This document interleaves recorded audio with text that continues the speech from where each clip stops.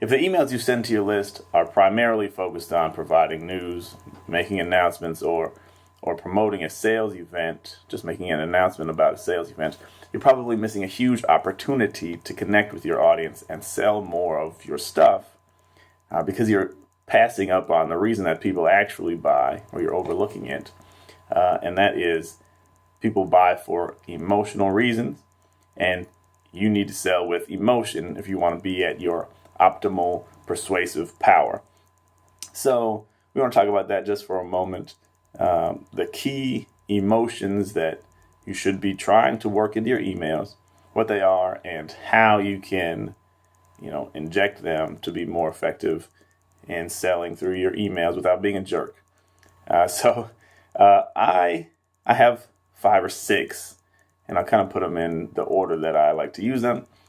You may find that different things work better for your list or are more appropriate for your audience. You got to test that out. You know better than me what your audience likes and doesn't like and what they respond to. And if you don't know, guess what? You need to test, which we say time and again. I prefer to start with fear, and not fear for fear's sake. Fear is kind of a harsh sounding word, but fear is an appropriate response, an appropriate emotion for certain situations, right? I'm primarily in the financial space these days. If you're, as a matter of fact, the number one fear in America today, studies show, is running out of money before you die. If you retire, you run out of money. That's actually the bigger fear than the death part. And whereas we've recently heard that public speaking is the biggest fear, even more than death. Well, running out of money is, apparently in 2017, running out of money is the biggest fear that people have in America. So it's a fear. If you have to live eating cat food, that's something to be scared of. If your money is at risk in the stock market of disappearing because the market's going to crash, it's an appropriate feeling to be a little bit worried. And as a marketer or as a leader, it's kind of your job to protect people from that thing that they should be scared of. So fear is an appropriate emotion. And so appealing to fear is an appropriate tactic or strategy for you to connect with your audience and get them to do what they need to do to protect themselves. So how do you do that? You talk about the thing that's scary and tell them why it's scary. Bring it as close to home as possible for them. Show them how bad the situation is. Specifically, give evidence and proof of the danger and proof that it is imminent for them. It could happen anytime, if that's true. It could happen anytime, and it could happen to you. And a good way to do that is to tell a story, a true story, of course, of someone who's just like them, who it happened to. Someone who went broke, or somebody who, caught this disease, catch or developed a disease by not protecting themselves in this situation or not eating properly. Things like that. Don't drink and drive. How do you do that? They're showing pictures in commercials of people, getting thrown out of windows, going through the windshield because they were drunk driving or texting and driving. Tell a story about somebody to whom it happened. That was a weird sentence, right? Show us a story about someone it happened to that looks kind of like them, and then help them to realize it could be them. Next time it could be them. And you begin to make them scared, make them aware of the thing that they should be scared of. So we don't leave them there, of course. We're not scaring people to scare them. We're not scaring people to, lead them astray. We're scaring people to wake them up and move them towards relief of that fear. So whatever you're selling should be, a way to ease that fear and to eliminate the cause of the fear. But your email needs to wake them up by scaring them a little bit. So that's my preferred way in most cases, many cases, I like to start with fear because people respond to fear. When they see the flashing lights behind them in the rearview mirror, you instantly feel, a little bit scared. Is the cop coming for me? Maybe that's just me. I don't know. You get alert. You make sure you're doing the right thing. And that's kind of what you want to do. You want to turn the siren on, turn the lights on, and get them to pay attention to where they're at so they can do the right thing. The next thing is you can call it greed. A lot of people will. That's a word that you may not like. So we could also call it excitement or desire. Desire is maybe not an emotion, but it's an emotional state. And desire and excitement are good because when you get people really excited about an opportunity, then they're more prone to take action. Because most of the time we rather turn on Netflix and see what's going on or play with Facebook. Get them excited about an opportunity that's there that they can get their hands on and obtain. Because that's our desire, right? We have things that we want in life, but you got to get somebody excited enough to get off their butt and do it. Because most of the time we don't want to do that. So again, you can give them facts, stats, but stories really work well. Tell them about the opportunity and paint the picture of how big it is, how easy it is for them to obtain if it's easy. Or you can tell them stories about people who have done it, again, who look like your audience, so that they can see, oh, I could do that too. And get them really excited. Show them a picture of what happens after they've got it.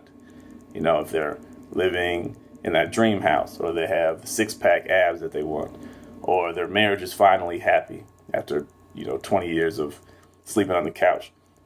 Get them excited about the opportunity. Show them that they can get it, and go from there. So again, when you're not focused on these things, you're just giving information about your business or news that you felt like sharing. People are probably not reading all of that unless they really love you for who you are, which hopefully they do. But people really want to deal with their own issues. So you can tie your product, tie your service, tie your business into those emotions that they kind of already have and amplify them. So that's what you want to do with that. Greed, desire, or excitement. Those are important, especially, like I said, in the money business, there's money for you to get. In the health, there's a healthy, energetic life that you can have if you take these steps. When it comes to your relationship, you don't have to sleep on the couch anymore if you do these 3 things. If that's true. Again, we're just talking about things that are true. The next emotion is anger. Again, we're not making people mad to make them mad, but chances are people are already mad about something, or they should be mad about something. So how do you make people mad about something they should be mad about? You just put it back in their face. So you've seen a lot of that. You just came out of the political, or still in political craziness, but the election here in 2016, presidential election and congressional stuff. So a lot of Trump conversations, a lot of Clinton conversations, a lot of Comey, James Comey conversations. And depending on which side of the aisle you're on, or your political affiliations, you're going to be mad at one or the other, or maybe all of them. And so if you bring it up, you kind of poke somebody in the sore spot. Look at how Donald Trump did this. Look how Hillary Clinton lied about this. And then show how bad it is. And so you're making people mad to wake them up and get them engaged in your copy. Get them engaged in your email. Get them ready to do something. And then the payoff is I can show you how to get back at these people, or I can show you how to be vindicated against those people who are against you, like maybe in your own family. They're bragging about how their guy won and yours didn't. Well, this will put them in their place. I'll help you do that. We can tag team against the enemy and get a victory. So I'm going to tell you how to do that. You just got to click the thing, buy the thing, or whatever you got going on. So anger can be powerful. We're not trying to start fights, but we're just trying to wake people up again. Guilt is the next one. Again, these are appropriate responses sometimes. I wouldn't use them if they weren't appropriate. I wouldn't suggest that you do. But if somebody's neglecting something they should be doing and they know it, you can remind them of that. If there's any reason that you should know that about them, or you can say, hey, I bet I know you. If you're like me, or if you're like Jane Doe, John Doe over here, these people that I know, you tell the story about how they got themselves into a situation where they look back with regret. Or someone from the outside looking in can see how, it's a shame how this happened in John Doe's life. His kids are lonely while he's out here trying to work 80 hours or whatever. I tell my own story. I had that job, working 80 hours a week, being upset all the time, stressed out, come home, be too tired to work, or not tired, sorry, too tired to spend quality time with my family. So there's something to feel guilty about. I felt guilty about that already. So you can bring me back there to how my relationship with my wife wasn't great. My relationship with my kids wasn't what I wanted it to be, and I wasn't making enough money to do the things I wanted to do. So I can feel guilty about that. And then you say, well, guess what? Here's a way to fix all of that, to redirect your life in the direction that you want to go, and to relieve you. You don't have to feel this anymore. If you've ever felt really guilty about something, it's something you don't want to feel anymore. If you ever look back at your life and say, if I had only done that, I wouldn't have missed out on this thing. My life could be somewhere better. And you can play on that. Now, like I said, play, it sounds like manipulative. I don't mean it like that. You can, if your job is to get people to take action, to better their lives, because you give them something that betters it, you got to do what you got to do. And guilt sometimes is an appropriate way of doing that. The final one I want to talk about today is pride or in-group thinking. If there is a group or an affiliation that your audience has, play it up. Give them a reason to feel good about themselves, feel superior to other people outside of the group, and reconnect them to those things. People have these tribes or groups where, sororities, fraternities, they're very proud of where they are. There's these groups, they're very, connected to it. They feel passionate about it. And if you can play on that emotion, that pride, on that feeling of superiority, and that feeling of connectedness, that's something that humans want, right? Is to be bonded to like-minded people. We all want to be unique. We also want to be connected to other people who are unique as well. So you can, if you can do that, you can get people to take action, because guess what? This is the kind of thing that my kind of person does. The kind of activity that, this person does. And I'm that person, so I need to think about taking that action. It would be appropriate for me to do that. So I hope you can see that this is different than saying, hey, here's a press release and an email. This is something that we just did, which is cool, I guess, but it's a little bit boring. It doesn't speak to your audience where they're at. It doesn't speak to your reader within his current experience. And if you really want to connect with them, you really want to sell more of your stuff, especially over the long term, you need to get connected, stay connected with their experience as they're living it. And you can do it in e-commerce too, even if you're just selling a product. You really don't have a personality-based business. You got fear of missing out, which you use deadlines and scarcity. If it's real, again, don't lie about it. Hey, you don't want to miss this sale. It's 40% off. Free shipping this weekend only.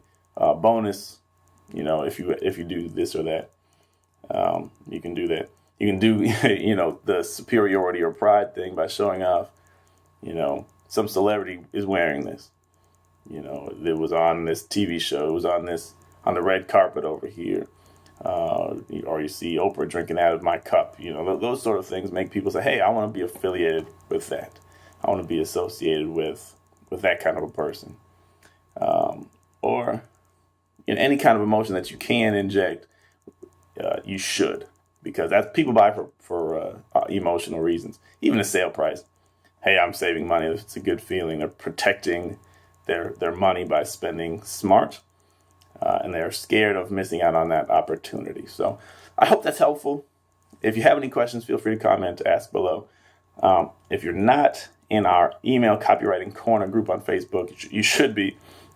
We talk about this stuff all the time, and you can ask specific questions, and we get into specific examples if you like. I got the link below someplace in the description. I appreciate you listening, and I hope this has been helpful.